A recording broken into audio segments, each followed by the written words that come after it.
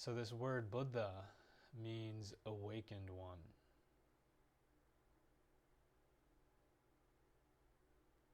And the word arahant, translated as an enlightened being.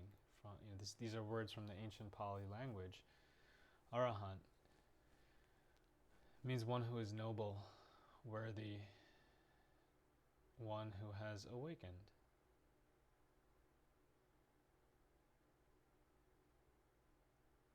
So right away, right away I find this to be a helpful orientation. This idea that we're trying to wake up from something. And in the case of the Buddha's teachings, which in many ways underlies it's below the surface of the modern day mindfulness movement.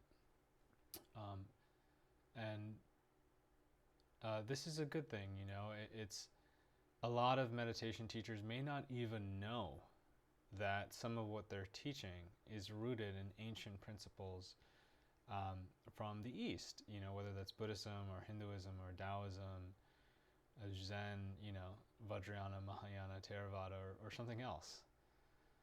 And of course, there are deep meditative traditions from the West as well. It's actually really interesting. I was learning about how there were Greek Buddhist monks very early on because Persians and the Greeks came to Asia.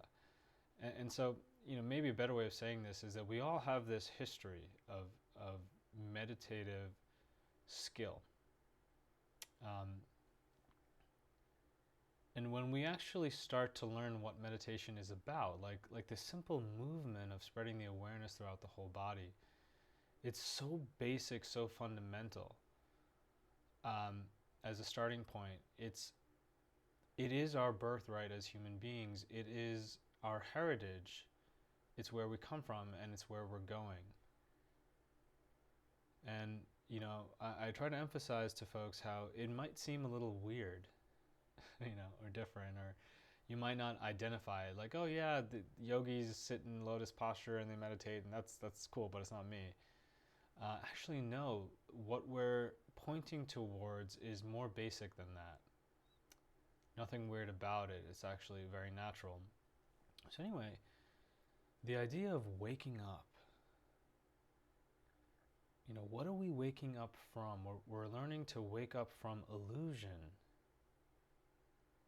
from being tricked. And we're learning to wake up from our suffering, from all the stress, the unsatisfactoriness, the suffering, the dukkha, as it's called in Pali. We're learning to wake up from that.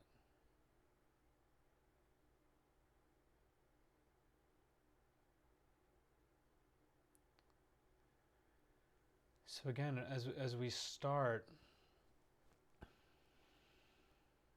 can you open to the possibility to waking up?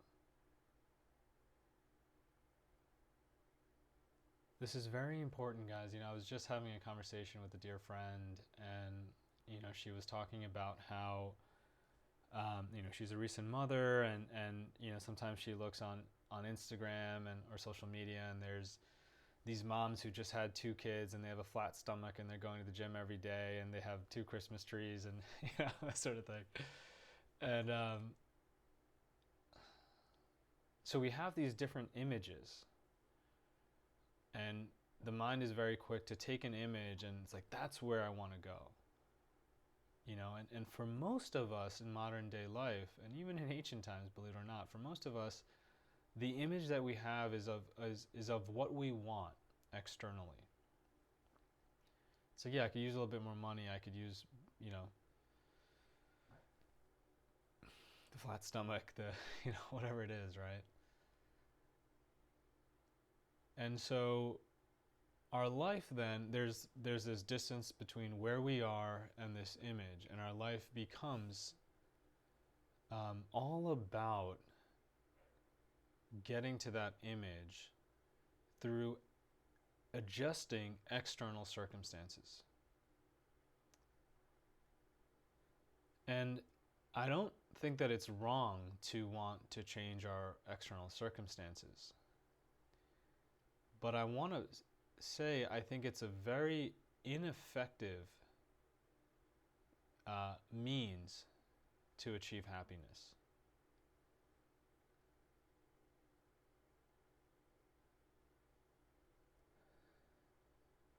Because we're training ourselves.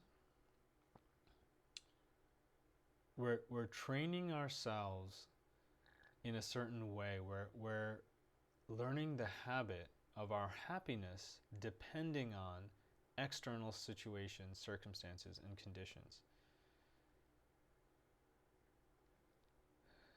And we know this. It's like, no matter how healthy, if we get a six-pack, then it's like, well, I don't want to lose a six-pack, right? You know, if we get money, well, then it's how do I keep the money? How do I beat inflation? How do I, what do I have to invest in to beat inflation? It's this constant thing. So if we take that image and we get it off of social, if we stop getting it from social media or anywhere like that, and if we can really listen to our own hearts and find an image that really speaks to you, that really moves you,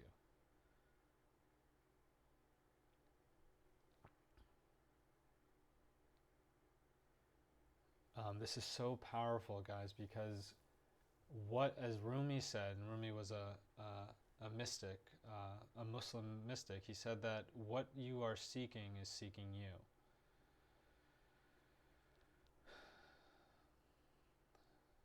So the image of the Buddha is not, he's kind of the opposite image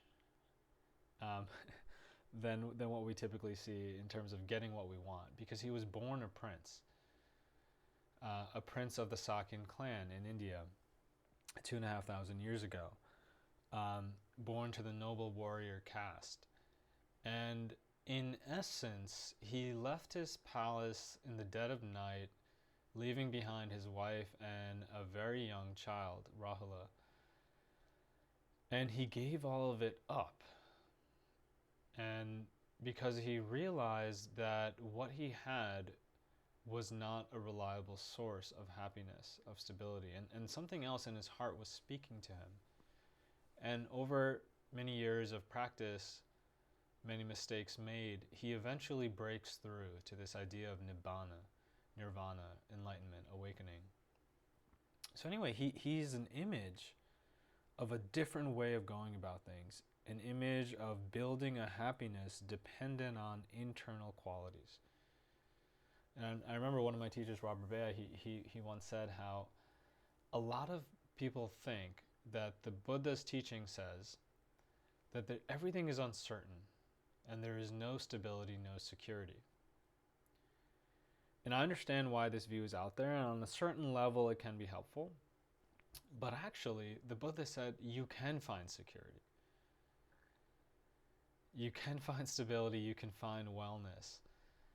And you find it in internal qualities of the heart.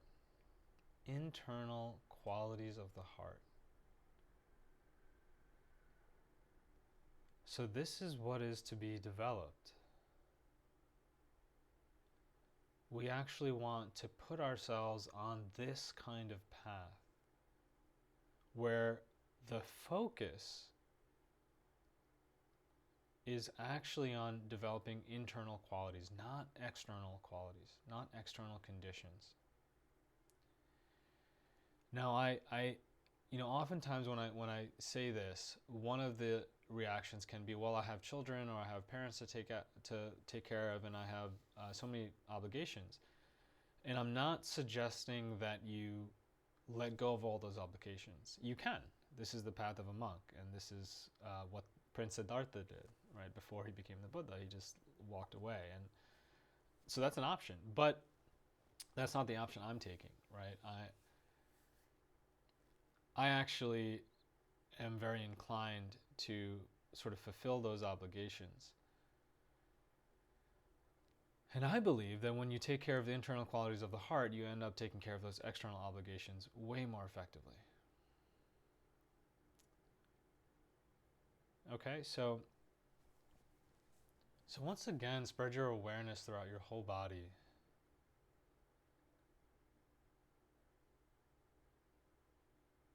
And just notice, how does it feel to just think about, what if I shifted my focus?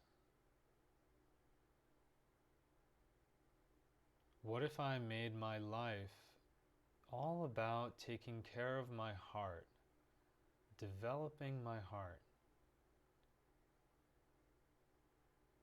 All the energy and the time that I invest in things. Can you notice how when you invest your energy and time, things grow? If you invest your energy and time into your career grows. If you invest your time and energy into your children grow.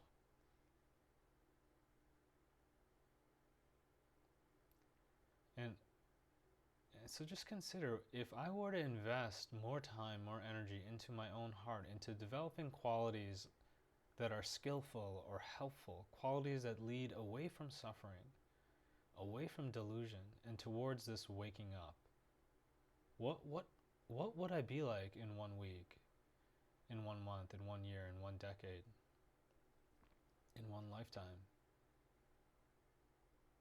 Qualities like mindfulness, this ability to be present. Qualities like joy, to incline the mind towards a joyfulness, to actually learn how to enjoy. What would I be like if I take time to develop a quality like metta, loving kindness, a heart full of warmth and friendliness?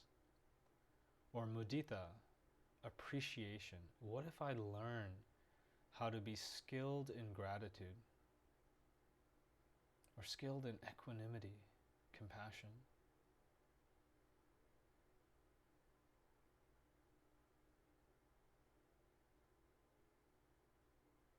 Virtue, patience, determination, generosity, goodness, ethics. What if I learned to be skilled in how I speak to others? What if I learned how to be skilled in my intentions? To actually work on my intentionality, my sincerity. What would it be like if I, over time, perfect my behavior such that I never harm any living being, that I refrain from speaking ill of others?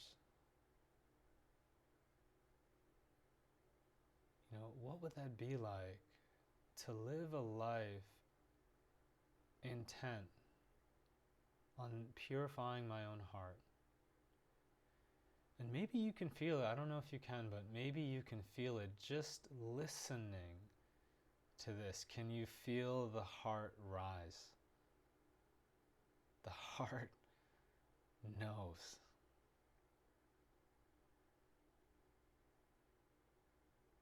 There's something in us that wants this.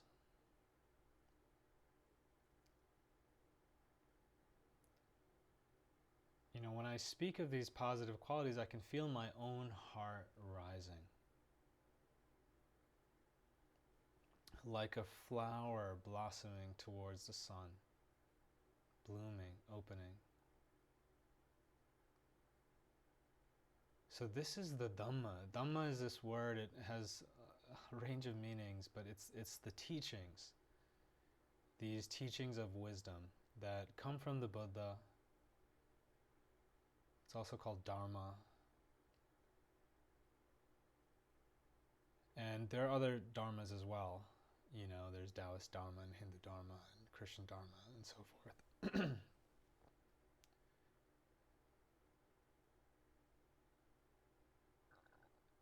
But I wonder if you can sense just the beauty of this very idea. Here I am in my life, and the Buddha is sort of whispering to me, it's possible to be free. It's possible to be well. You have power over your own heart. You can do this. You can do this.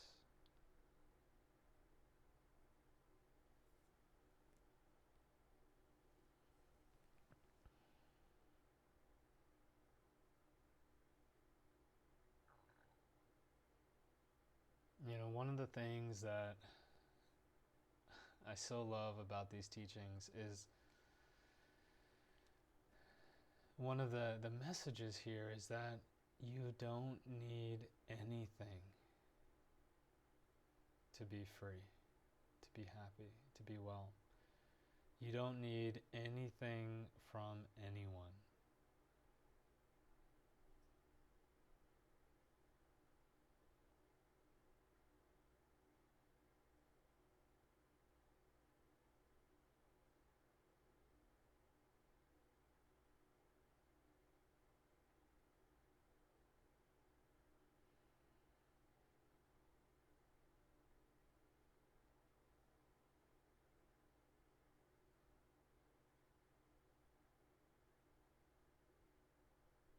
And this is a good reminder for us. So often we point the finger. We place blame on others, on circumstances, sometimes on ourselves. And here the Buddha is saying it's possible to be free.